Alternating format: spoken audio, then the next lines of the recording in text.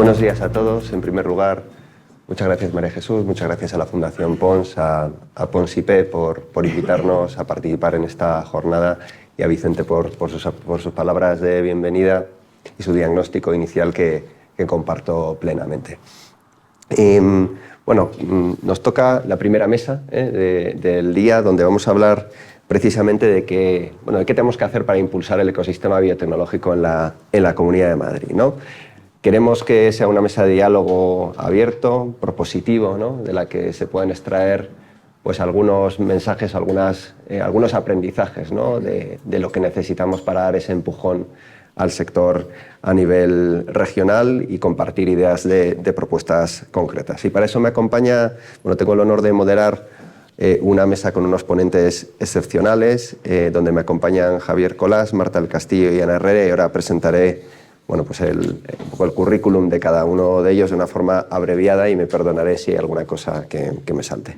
Javier Colás es director del Clúster de Innovación Tecnológica y Talento de Tecnologías Biomédicas y Biotecnología de la Comunidad de Madrid, ingeniero de telecomunicaciones de formación, también estudió medicina y también es director de innovación en el Healthcare Institute de SADE y presidente de Aditum. Durante 25 años fue presidente de Medtronic para España, Francia y Portugal y 15 años director de la división de informática médica de HP.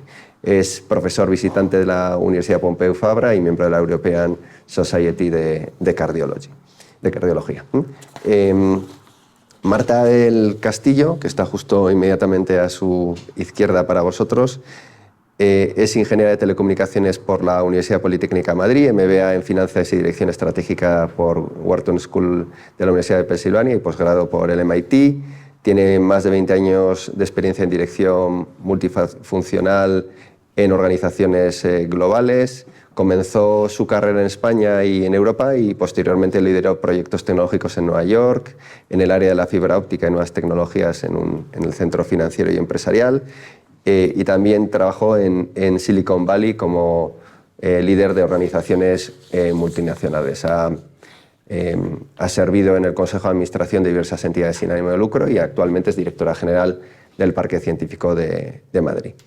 Inmediatamente a mi izquierda, a vuestra derecha, está Ana Herrera, que es directora del área de patentes, desarrollo tecnológico e innovación y agente de patentes europeas de Pons. Es bióloga molecular y genética de formación por la Universidad Autónoma de Madrid y máster en biotecnología por Aliter, además de ser agente europea de patentes desde el año 2015. Lleva trabajando desde 2009 en Pons IP, asesorando a empresas biotecnológicas, farmacéuticas y también centros de investigación en estrategias de protección de patentes, especializada en invenciones biotecnológicas en áreas como terapia génica, diagnóstico de biomarcadores y productos biotecnológicos. Desde el 2020 dirige el área de invenciones biotecnológicas de Pons IP y desde el 2022 el departamento de patentes. Con esta presentación, permitidme que empiece por algo que ocurrió ayer, que fue el acto de presentación de nuestro informe, donde actualizamos las estadísticas del sector. Y me voy a referir a algunas de la Comunidad de Madrid, que actualizamos precisamente ayer, donde se refleja que la Comunidad de Madrid cuenta con 182 empresas biotech, es decir, puramente biotecnológicas, lo cual representa el 18% del conjunto del territorio nacional, situándose en segunda posición, solo superada por Cataluña. En términos de facturación, las empresas generan el 35% del total nacional, que está muy por encima comparado con el número, ¿no? de compañías, también situando a la región en segunda posición a nivel nacional, con una facturación media de 29 millones de euros. Si analizamos el conjunto, ¿no? de las empresas del sector biotecnológico en la región, que es lo que tú hacías, ese zoom que hacías, ¿no? Más allá de las puramente biotecnológicas, aquellas que utilizan la biotecnología de alguna forma en sus procesos productivos, la inversión en I+D de las empresas de la Comunidad de Madrid ascendió a 300 millones de euros, lo cual es, creo que es como una cuarta parte del conjunto de la inversión a nivel nacional. Y con esto, si os parece, voy a hacer una primera ronda de preguntas un poco valorativa, ¿no?, de la situación actual del sector en Madrid. Empiezo por Javier. Te voy a preguntar un poco cómo interpretas, ¿no?, esa alta concentración en términos de facturación en la Comunidad de Madrid, pero que en cambio no se corresponde en términos de número de empresas, ¿no? Es decir, ese mayor peso en facturación contra número, y si es una señal de concentración de alguna forma, o también de que tenemos que esforzarnos más también por generar nuevas empresas en la Comunidad de Madrid. Bueno, muchas gracias. Gracias por organizar este evento. Yo creo que es una de las cosas que el sector necesita. Bueno, yo creo que la buena noticia es que en Madrid tenemos un conjunto de empresas que tienen mucho peso dentro de la biotecnología en el país. En cuanto al emprendimiento, la realidad es que yo creo que este es un tema que nos falla en muchas áreas, y es que tenemos que reconocer que el emprendimiento es fruto del funcionamiento de un ecosistema. El emprendimiento no es suficiente con tener un gran número de investigadores muy buenos que son capaces de sacar adelante proyectos concretos. El emprendimiento tiene éxito cuando esos investigadores investigan productos que interesan a los inversores, investigan productos que van a cubrir necesidades de los mercados en los que están, e investigan productos que alguien va a estar dispuesto a pagar. Yo creo que en la primera parte, en lo que son los investigadores, ocupamos una posición excelente, tanto en España como en Europa. Tenemos grandes investigadores con grandes proyectos. Sin embargo, tengo la impresión, desde hace tiempo, llevo más de 42 años en este mercado, y tengo la impresión de que tenemos un ecosistema que está muy desestructurado. En ese sentido, después de mi jubilación, porque como pueden ver soy ya un jubilado activo, en este sentido, cuando me jubilé de mi última posición en Medtronic, aplaudí la iniciativa que se hizo desde Madrid+D de crear este clúster y de tratar de empezar por algún sitio a estructurar este ecosistema. Desde el clúster estamos intentando hacer estas cosas, pero este es un objetivo que nos llevará 5 o 10 años de crear. Tenemos que conseguir que los investigadores, cada vez que se sienten a iniciar un proyecto, piensen si hay alguien que lo va a financiar y, sobre todo, lo que es más importante, si hay alguien que va a pagar por ese producto. En Europa tenemos un gravísimo problema, y es que proyectos financiados en Horizonte 2020 o en todos los planes anteriores no han llegado a mercado en el volumen en el que deberían. He podido conocer a lo largo de mi carrera otros ecosistemas en Estados Unidos, en California, en Boston, en MIT, o el ecosistema que en salud es el más importante, que es el de Tel Aviv.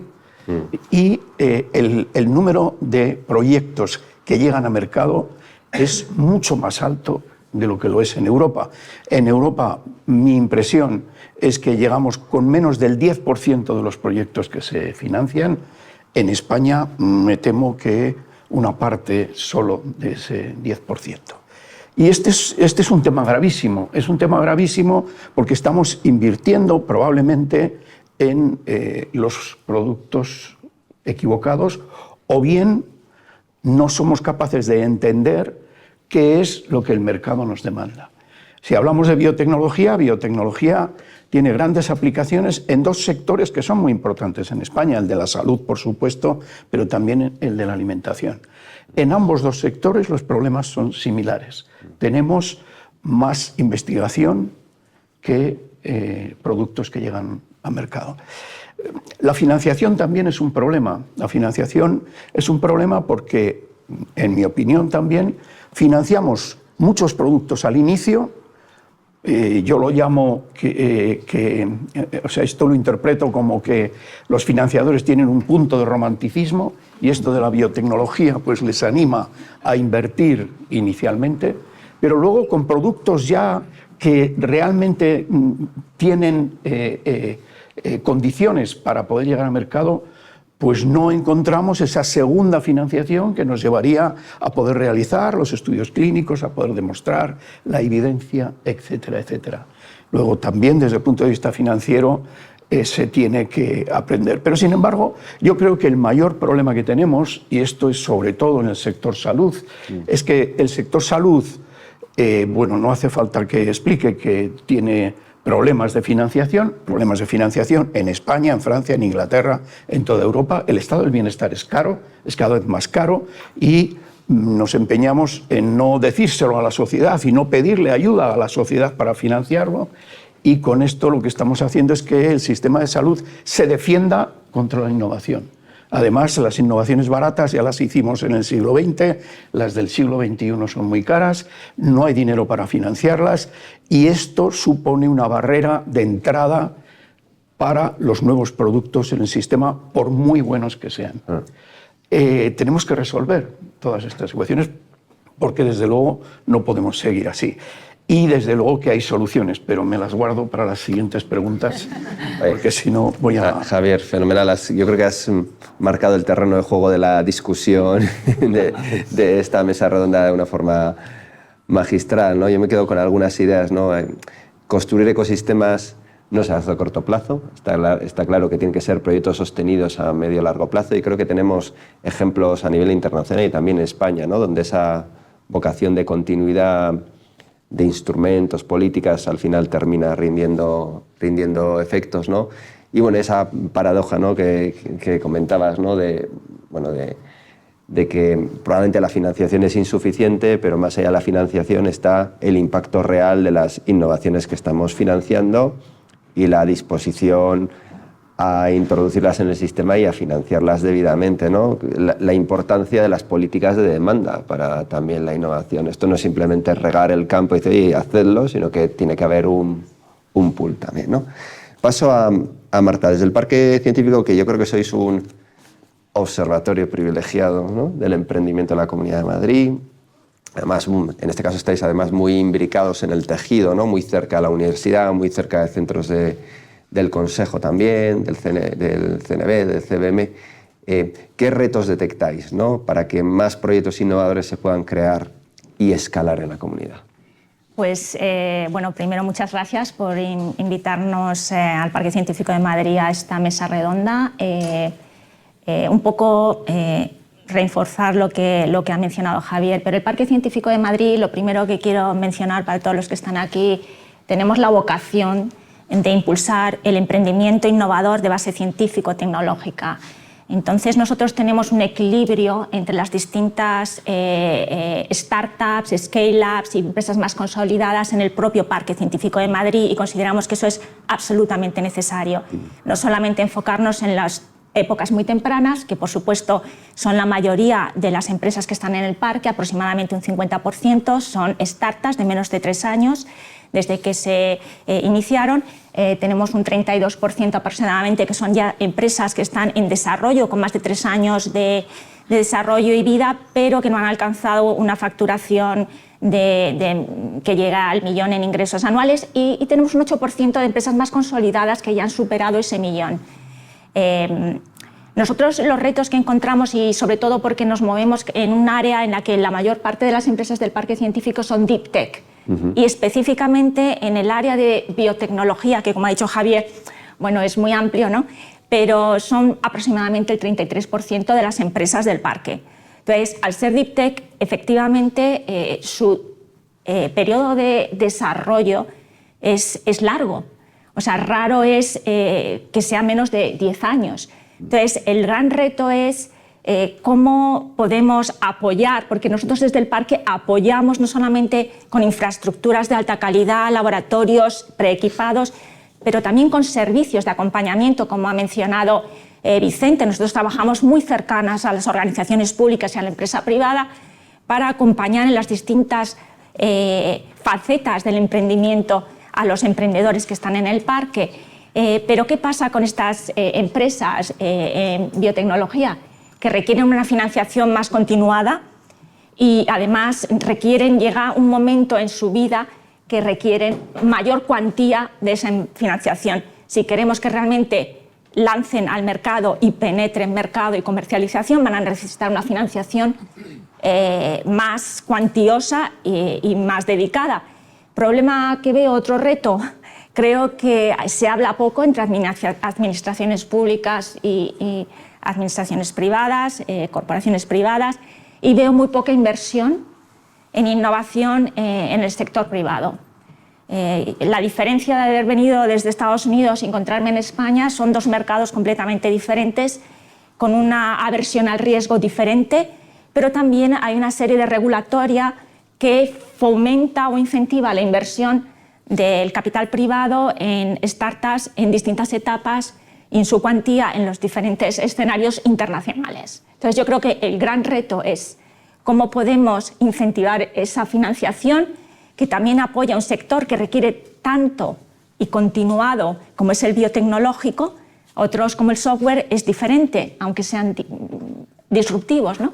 Y por otra parte, el otro reto es asegurarnos que hay una colaboración con los distintos actores del ecosistema innovador. Y nosotros desde el parque trabajamos muy cercanamente con las universidades, como has mencionado. Tenemos patronos como son la Universidad Autónoma de Madrid, la Complutense, con el CSIC, que también es patrono, y por supuesto con la Comunidad de Madrid y el Ayuntamiento de Madrid, todos ellos patronos del parque y otras entidades.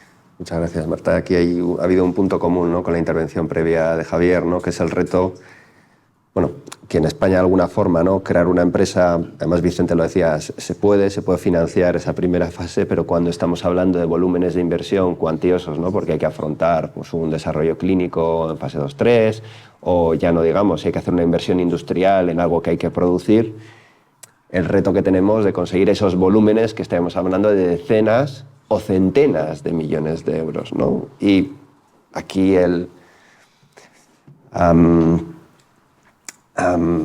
cuando uno se compara con otros ámbitos geográficos, ¿no?, como Estados Unidos, claro, es que esto es muy diferente, ¿no?, a la capacidad de inversión que hay, por ejemplo, en Estados Unidos, ¿no?, donde estas cosas son financiables y aquí, pues desgraciadamente, es muy difícil financiarlas, ¿no? Voy a pasar a Ana y vamos a hablar de IP, ¿no?, que de la propiedad industrial, que evidentemente en nuestro sector juega un papel fundamental, porque sin IP, la mayoría de las compañías, su único activo realmente es un activo de propiedad industrial, normalmente una patente, ¿no? Y en mi intervención inicial hacía referencia, ¿no?, a la inversión en I+D que ha alcanzado 300 millones de euros en la Comunidad de Madrid, teniendo en cuenta el papel que tiene la IP, ¿no?, para proteger esos resultados y acercarlos a que puedan ser en algún momento pues, un proyecto transferible o la base sobre la que sustentar una compañía, una startup o una spin-off. ¿Crees que esta cifra está acompañada de una adecuada protección de la innovación? ¿Ves que existe esa cultura de protección de la propiedad industrial como clave, ¿no?, para generar un activo transferible o algo sobre lo que construir? Bueno, en primer lugar, buenos días y muchas gracias por la oportunidad de participar en esta mesa en la que se está debatiendo pues, un tema muy relevante y se están sacando a la luz pues, puntos que tenemos que tratar, ¿no?, para poder pues, ver dónde están las debilidades del sector para poder ponerlo en crecimiento, ¿no? Respecto a la pregunta que me haces, John, esos 300 millones de inversión en I+D en la Comunidad de Madrid, bajo mi punto de vista, no se está viendo un reflejo directo en el número de solicitudes de patente, que sería el indicador, ¿no?, como más relevante de la innovación en la región. ¿Y por qué digo esto? Pues porque bueno, el último informe que publicó la Oficina Española de Patentes y Marcas en relación al número de solicitudes de patente que se presentan por solicitantes españoles procedentes de cada una de las comunidades autónomas, este informe se publicó en 2023, es el último que tenemos, Pero bueno, en 2024 se han sacado datos no por comunidades autónomas, pero sí a nivel nacional, que reflejan que más o menos la tendencia ha seguido igual. Y este informe en 2023 decía que el 24,7%, casi el 25% de las solicitudes de patente presentadas por solicitantes españoles procedían de la Comunidad de Madrid, un 25%.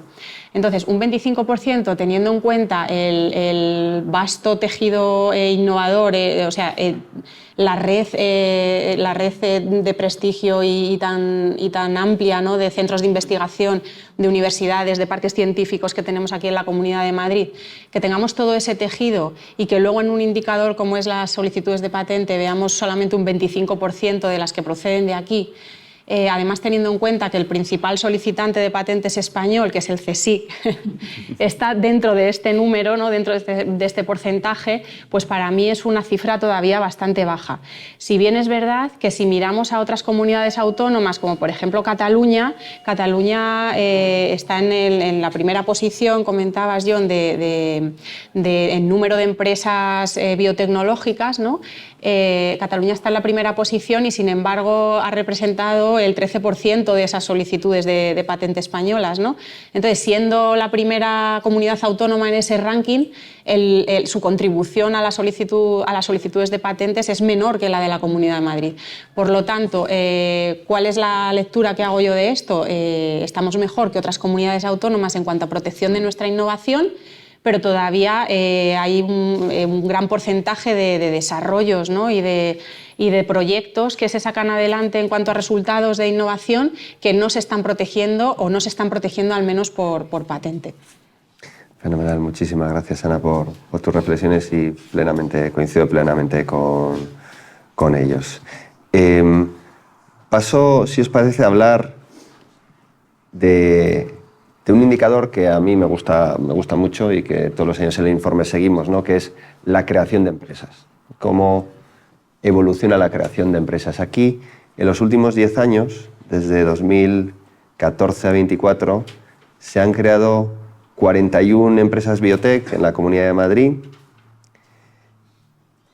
que cuando se compara con otras comunidades, evidentemente estamos por detrás de Cataluña, pero estamos por detrás de Galicia o País Vasco. Yo creo que esta no es la posición que Madrid se merece en términos de creación de empresas en nuestro sector. Aquí sí me gustaría preguntar a los miembros del panel qué reflexión os induce esto, ¿no? Y si os parece, empiezo por Javier también. ¿Crees que aquí estamos dejando de lado de alguna forma la generación de tejido local? ¿Cómo podemos de alguna forma contribuir a revertir esto? Porque yo creo que es un indicador, a mí siempre me parece un indicador preocupante, ¿no? Digo, ¿qué está pasando aquí, ¿no? Porque deberíamos estar en una posición pues mucho más fuerte que esta, ¿no? Si tienes alguna reflexión que compartir, Javier. Sí, desde luego. Bueno, por lo que he dicho antes, queda claro que hay que trabajar en el largo plazo, pero en el corto plazo se pueden hacer cosas. El Parque Tecnológico de Madrid, lo que ha comentado Marta, es un ejemplo.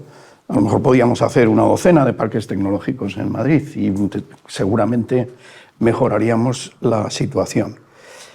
De todas maneras, aprovechando un comentario que ha hecho Ana sobre el tema de patentes, me gustaría hacer una consideración general. Yo creo que a veces no nos damos cuenta de que estamos viviendo en otro mundo, que ya no es el siglo XX. El señor Trump nos está enseñando algunas cosas. El señor Trump se preocupaba porque no se produce en Estados Unidos, porque la producción se había ido a China, porque se había ido la producción a China, porque es más eficiente producir en China. Ahora pretende que esta producción retorne a Estados Unidos. ¿Creéis que eso lo va a arreglar? No. Los tiempos ya no son de producción industrial. Las entidades que necesitan de los productos que producimos en los distintos sectores, hoy por hoy buscan soluciones más que productos. Y soluciones nos lleva otra vez más a ecosistemas. Porque yendo, por ejemplo, al problema de salud, nuestro sistema de salud, ¿qué pensáis? ¿Que necesita más productos o más soluciones. ¿Cuáles son los problemas de salud ahora? Que no podemos tratar muchas enfermedades, como ocurría el siglo pasado, donde los que investigábamos en tecnología para resolver problemas clínicos no resueltos recibíamos continuas llamadas y los productos se adoptaban inmediatamente. ¿O necesita soluciones? ¿Necesitan los sistemas de salud en Europa más soluciones que lo hagan más eficiente? ¿Tiene un problema de eficiencia el sistema de salud? ¿Es esa la razón por la que rechaza la innovación? Si es esa la razón, ¿estamos trabajando en crear soluciones o continuamos trabajando en crear productos? El ejemplo que ponías de Cataluña está bien traído. En Cataluña tienen más empresas, menos patentes. ¿Cómo es el futuro de todo esto? ¿Tienen patentes las soluciones? Si son las soluciones lo que el sistema está demandando, tanto en alimentación como en salud, ¿por qué generamos pocas soluciones y muchos productos? Estoy dando clases en una universidad, en el último curso de bioingeniería. Dentro de unos días se presentan los proyectos fin de curso. La mayoría de los proyectos son de soluciones, de productos. Cuando los bioingenieros del futuro van a trabajar en las unidades clínicas para hacerlas más eficientes, o al menos eso debería de ocurrir. ¿Qué está pasando? Entonces nos damos cuenta de que hay mucha cultura que cambiar. ¿Por qué las multinacionales invierten en startups en otros países y aquí no lo hacen? ¿Por qué no hay cultura de inversión en startups de las grandes multinacionales en España? ¿Dónde está el problema? ¿Estamos en la universidad trabajando en ese sentido? Parece ser que no. Claro, el tema de la inversión es muy fácil quejarse de que no hay inversión suficiente. Pero, claro, la inversión es muy tozuda y quiere ganar dinero. Y entonces necesita invertir en productos que alguien los vaya a comprar, que alguien vaya a pagar por ellos. Entonces, claro, ¿qué podemos hacer en el corto plazo? Desde luego, establecer centros de liderazgo, como es un centro tecnológico, como el que tenemos, es un buen camino. Pero desde luego hay que trabajar en el medio plazo en cambiar toda esta cultura. La cultura en la universidad, hay que investigar más en soluciones, la cultura de cooperación. Por definición, una solución significa cooperar con otras compañías, con otros productos, con otros servicios y, sobre todo, una solución hay que desarrollarla cooperando con quien tiene el problema, porque quien tiene el problema es quien sabe cómo es la solución que necesita. Fenomenal, Javier. Aquí el reto también, ¿no? del comprador, ¿no? Es decir, del diálogo con el comprador y de entender lo que el comprador necesita y adaptar nuestros abordajes y nuestras soluciones a ese comprador, ¿no? Que creo que ese es uno de los grandes retos que tenemos como ecosistema, porque muchas veces el abordaje está condicionado por la desconfianza y creo que hay que romper también ahí culturalmente, ¿no? esa desconfianza.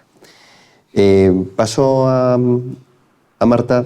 Vosotros que estáis muy cerca, ¿no? del fenómeno del emprendizaje y también de los investigadores, ¿qué obstáculos encuentran, ¿no? crees que encuentran, ¿no? para poner en marcha una nueva compañía? ¿Crees que tiene una infraestructura, estructuras de apoyo? ¿Qué gaps identificáis en la Comunidad de Madrid?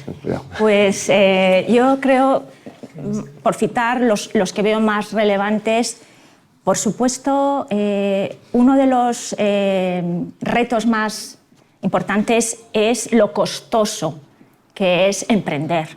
Efectivamente, en la Comunidad de Madrid el nivel de vida es muy alto. Un emprendedor en biotecnología necesita de una infraestructura de laboratorios, equipamiento, necesita talento, todo eso cuesta mucho dinero.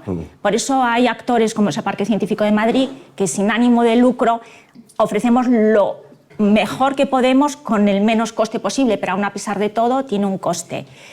Eso es un reto. Y por supuesto, asociado al tema del que estamos hablando de inversión, financiación durante las distintas etapas de desarrollo de esos que emprenden, ¿no? Otro reto que yo encuentro es la motivación y capacitación del talento. Nosotros estamos muy cerca de las universidades, tenemos la suerte, tenemos patronos que no son solo del mundo de la Comunidad de Madrid, el Ayuntamiento, que son muy abiertos y muy colaboradores, tienen muchos programas con los que trabajamos conjuntamente con nuestras empresas. Tenemos también 2 universidades punteras y un centro de investigación como el CSIC, Universidad Autónoma y Universidad Complutense. El reto que yo veo es que hay que motivar y capacitar a esos investigadores, a esos estudiantes de la universidad, a aquellos en las escuelas de formación profesional, para que entiendan el emprendimiento, tener un poquito de conocimiento, tener conocimiento también de las ayudas, de los distintos programas que existen. Hay que motivarles. Y luego, por supuesto, el otro reto, pero ahí estamos nosotros y otros actores del ecosistema, establecer esa colaboración, trabajar por colaborar, trabajar por acompañar a los emprendedores. Entonces yo creo que, por decir algunas de los retos, son muchos y especialmente importantes para Deep Tech. Volvemos al mismo punto, requiere no solamente un coste inicial, es un coste continuado. Entonces tiene que haber un efecto dominó, de manera que unos transmitan a otros y hay una cultura desde las universidades, centros de investigación, OTRIs, escuelas de formación, en el que el emprendimiento es una aventura y tienes unos apoyos, no te lanzas al vacío. Ha hablado Javier de cultura, tú has hablado de cultura. A Ana le voy a preguntar sobre la cultura de protección de la innovación. En este debate, ¿no?, sobre la capacidad de crear nuevas iniciativas empresariales, de impulsarlas, ¿crees que también la falta de una cultura sólida de protección de la innovación está jugando un papel? Sin duda alguna. Es verdad que en los últimos años sí que vemos avances, ¿no?, ciertos avances, cada vez es verdad que hay más concienciación con respecto a la importancia de proteger lo que llamamos los activos intangibles, que además en el sector de la biotecnología es especialmente relevante porque, como bien decías antes, en la biotecnología es que el producto, el servicio es el activo y si no tienes eso protegido, no tienes el pilar fundamental que va a impulsar tu negocio, ¿no? Entonces, en un sector como el de la biotecnología, la protección de la propiedad industrial es clave, ¿no? Es la base sobre la que construir todo lo demás. Y hay cultura o hay concienciación, ¿no?, sobre la importancia de esto. Bueno, pues no la ha habido tradicionalmente, es verdad que era una cosa a la que se le daba una importancia pues secundaria. Sí que es verdad que en los últimos años estamos viendo un avance en este sentido, porque es verdad que cada vez más centros de investigación, incluso las empresas, sobre todo las grandes empresas, tienen ya protocolos internos o están tratando de diseñar y de producir protocolos internos para detectar primeramente la innovación, o sea, para ver internamente cuáles de los resultados que están generando se pueden llamar innovación y pueden ser protegibles, ya no solamente por patentes, sino por cualquier otro título o por secreto industrial, ¿no?, que al final en este sector de la biotecnología el secreto empresarial también juega un papel muy relevante, ¿no?, porque no todo son las patentes pueden proteger los productos o determinados aspectos de la innovación, pero al final hay un know-how detrás de esos productos, detrás de esos procesos y de esos servicios, que eso no va a ir protegido por una patente. Entonces también tenemos, a la hora de diseñar esa estrategia de protección, tenemos que pensar en las patentes, tenemos que pensar por supuesto en la marca, que es la que nos va a dar notoriedad, pero también tenemos que pensar en cómo proteger ese know-how. Entonces, las empresas cada vez más y los centros de investigación tienen protocolos ya diseñados para internamente saber cómo, primeramente, identificar y después tratar esa innovación, ¿no?, qué vamos a hacer con ella, cómo va a ser nuestra estrategia, a dónde tenemos que acudir. Cada vez más hay esa cultura, pero tenemos que seguir trabajando todavía mucho en ello, porque los emprendedores, el personal que se dedica a generar innovación y conocimiento tienen que entender es que sin esa protección pues no se puede acceder a la financiación. Cada vez más los fondos de inversión a nivel europeo, por ejemplo Horizonte Europa, todos los fondos de inversión que estamos viendo, los inversores privados cada vez más piden que aquello en lo que van a invertir tenga una base de propiedad industrial, ¿no? Es decir, yo aquí no voy a invertir un duro si no veo que tienes esto protegido de alguna manera o que mínimamente tienes una estrategia de cómo protegerlo, una estrategia que tenga coherencia, que sea lógica y que a mí como inversor me genere una confianza, ¿no? Porque al final estábamos diciendo que para poder llegar a mercados tenemos que generar soluciones que el mercado está demandando, pero también tenemos que ser capaces de generar una confianza en los inversores para poder atraer pues, esa financiación necesaria para emprender y para mantener nuestro proyecto luego empresarial a lo largo del tiempo. Entonces yo creo que hay que seguir trabajando todavía para que esa cultura siga expandiéndose. Una cultura de protección de la innovación con un enfoque aún más estratégico el que estamos siguiendo, ¿no? Yo creo que esa es la clave. Pasamos al último bloque de la mesa, donde me gustaría pues, hacer una mirada al futuro, ¿no? Yo creo que hemos hecho un diagnóstico de la realidad, ¿no? Y también hemos sido propositivos con algunas ideas, ¿no? Pero me gustaría aquí pues que miremos al futuro y pensemos de algunas bases que podamos establecer, ¿no? Para definir esa hoja de ruta de impulso y de crecimiento del sector biotech aquí en la Comunidad de Madrid. Cuando hace... ¿Cuántos años se montó el clúster? ¿Cuándo empezó? Hace un año y pico. Un año y pico. Hace un año y pico, 2 años y pico, se anunció la puesta en marcha del clúster de innovación tecnológica y talento de biotecnología en la Comunidad de Madrid. Pues evidentemente desde se vio, acogimos esta puesta en marcha pues, con una tremenda ilusión y con alegría, porque creemos que es algo que la Comunidad de Madrid necesita, ¿no? Aquí, Javier, si haces esa mirada, ¿no? Y ves el CITT dentro de 5 años, ¿qué papel te gustaría que el clúster estuviese jugando en esa dinamización, ¿no? ¿Y dónde te gustaría ver al sector aquí? Bueno, pues creo que el clúster es un buen ejemplo.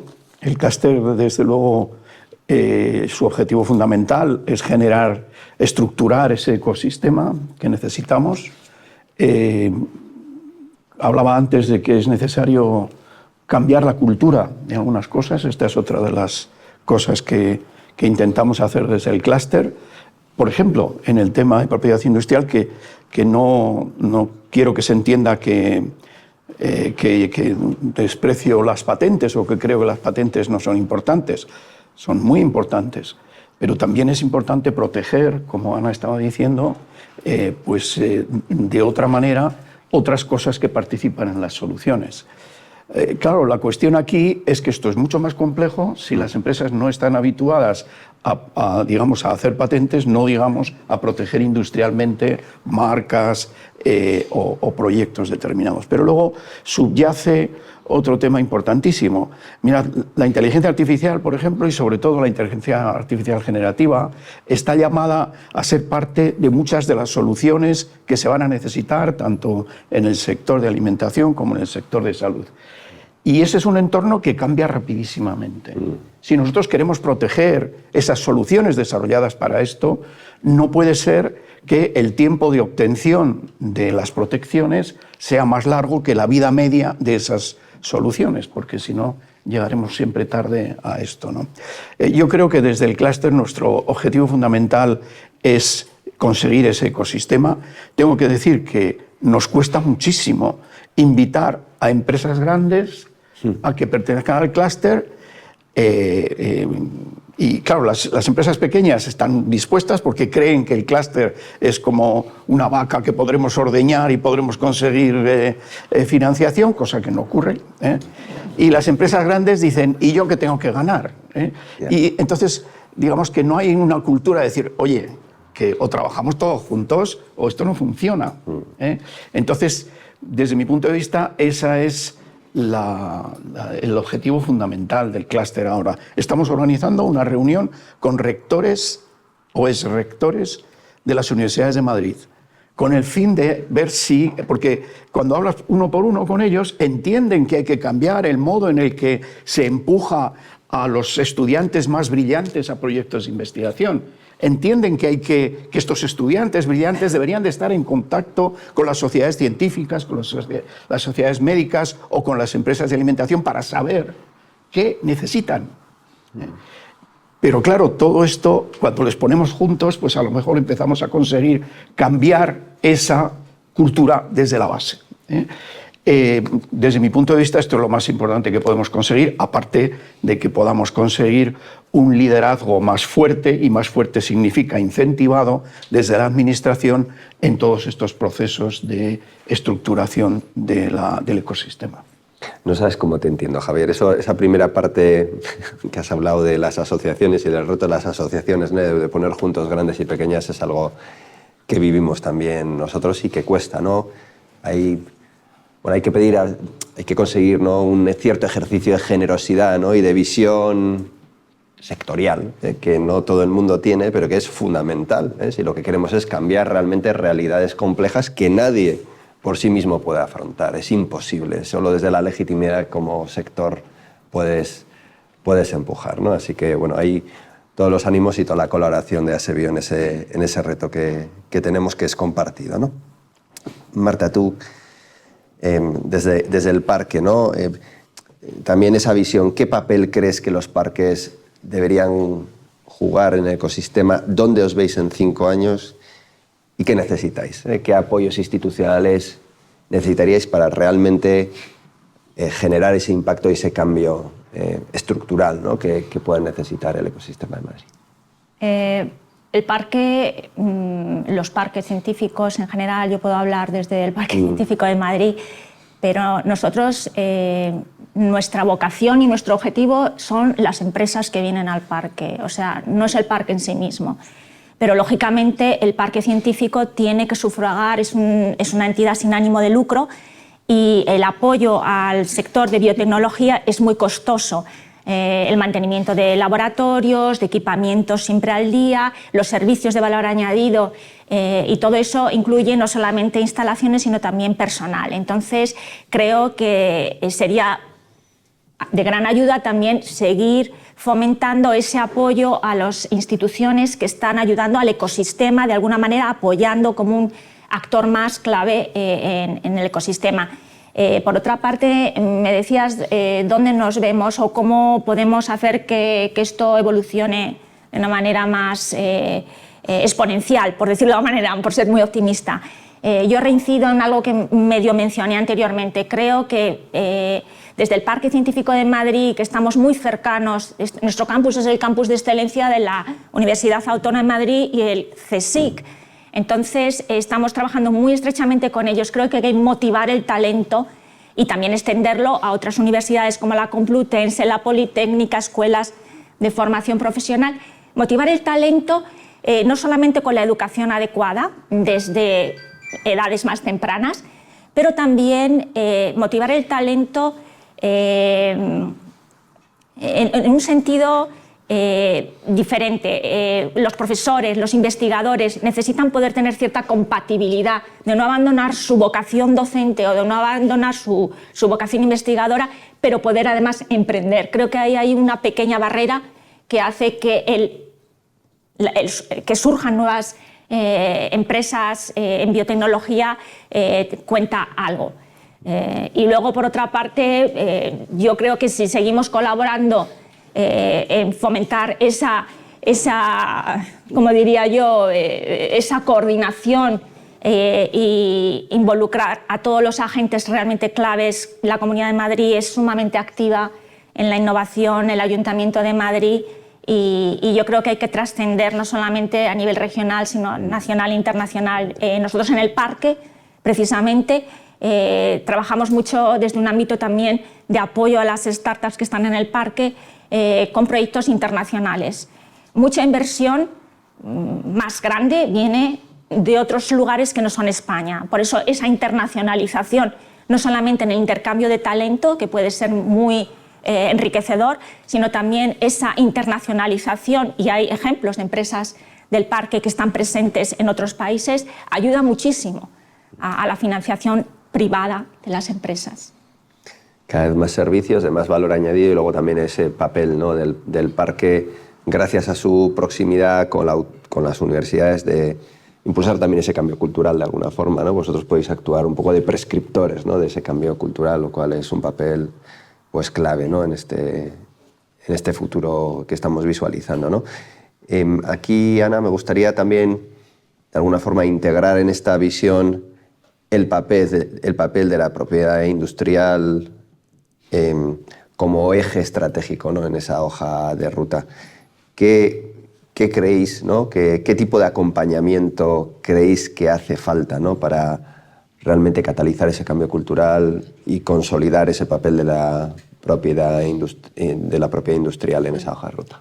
Bueno, yo creo que ahí tienen que ocurrir dos cosas, ¿no? Por un lado, tiene que haber mayor divulgación de la importancia de la protección de los activos intangibles, por un lado, y por otro lado tiene que haber apoyos, ¿no? Alguna entidad de enlace, ¿no?, que sirva como nexo pues quizá para que coordine un poco entre la innovación que se está generando a este nivel de centro tecnológico, de universidad o incluso de empresa, y luego toda la parte legal, ¿no? O sea, que haga un poco de nexo y ponga en contacto pues, a los investigadores o a los emprendedores o futuros emprendedores con los asesores expertos legales, no solamente en temas de financiación, de constitución de empresa, etcétera, sino también de protección de la innovación y luego de la transferencia que se tiene que dar ahí también, ¿no? Porque también es importante que bueno, lo decía Vicente al principio, ¿no? Hay también una laguna ahí bastante importante que todavía tenemos que seguir puliendo, ¿no?, que es el tema de la transferencia tecnológica. Tiene que haber mayores herramientas, bajo mi punto de vista, o entidades facilitadoras bueno, pues de esa asesoría y también de que esa transferencia de tecnología se produzca. Ahí dar la enhorabuena a Pons por Scale Up, ¿no?, que precisamente bueno, tiene como misión precisamente afrontar los retos que tú planteabas y que son absolutamente fundamentales en un sector basado en conocimiento como es el sector biotech. Y sin más, como la principal labor que tiene un moderador es asegurar el cumplimiento del tiempo y me he retrasado 5 minutos, pues ya dejo de ser un mal moderador para dar paso a las presentaciones de startups. Espero que haya sido tan interesante como vosotros como lo ha sido para mí. Y seguimos viéndonos hoy por aquí. Ahora.